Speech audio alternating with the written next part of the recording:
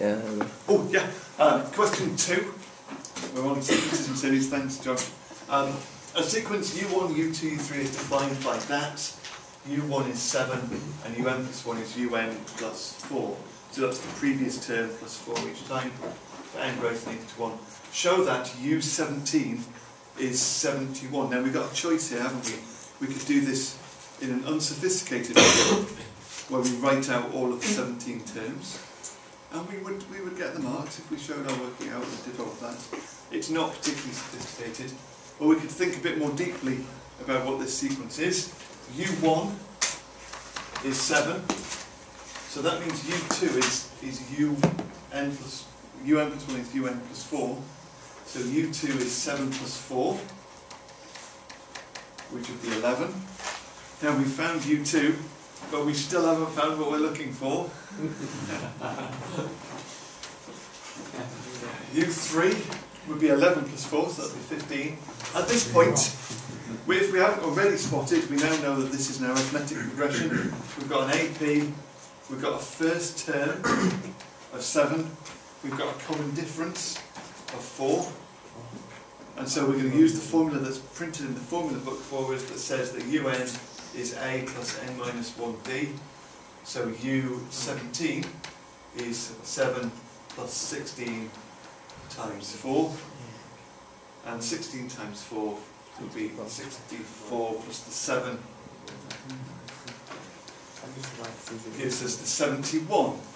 If you get the wrong answer and you're working out, but just say equals 71 to try and bluff your way through it, it will be spotted. That was tried by a few people.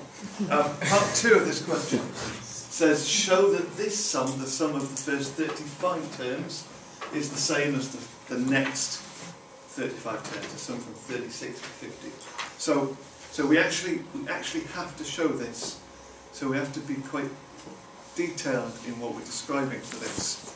Now I think we want to work out some of these individual things. So let's start by thinking about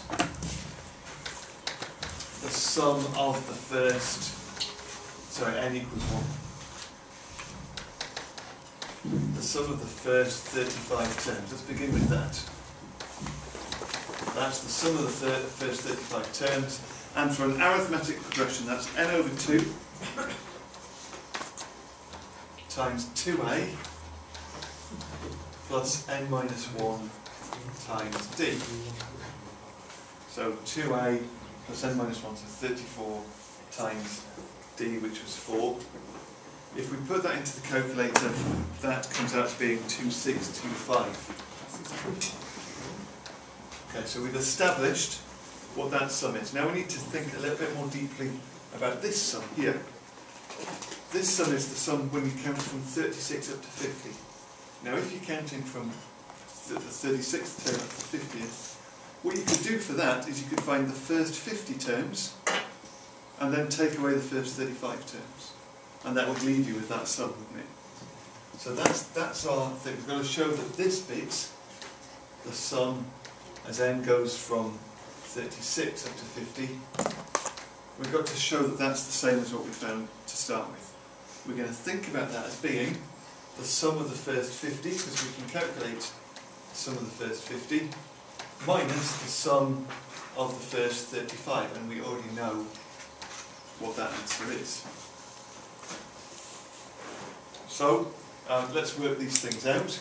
The sum of the first 50 terms, again using the same formula that's in the formula booklet, n over 2 times 2a plus n minus 1d, n over 2 times 2a plus n minus 1 times d. From that, we're going to subtract this bit here, and we already know what that is. That's 2625, we just found it. That first expression there comes out as being worth 5250.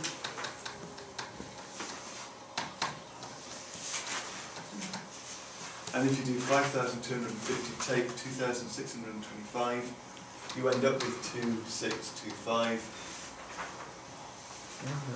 And we need to draw some conclusion for that, so we're going to say that equals the sum of the first 35 turns as required.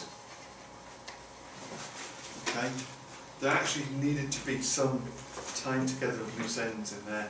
There are quite a few people, as I marked these, found individual bits but never really tied it together convincingly. So you need to do that to get all the marks. Okay? Happy with that? Any questions? Okay. Stop the video, Andrew. Oh, sorry.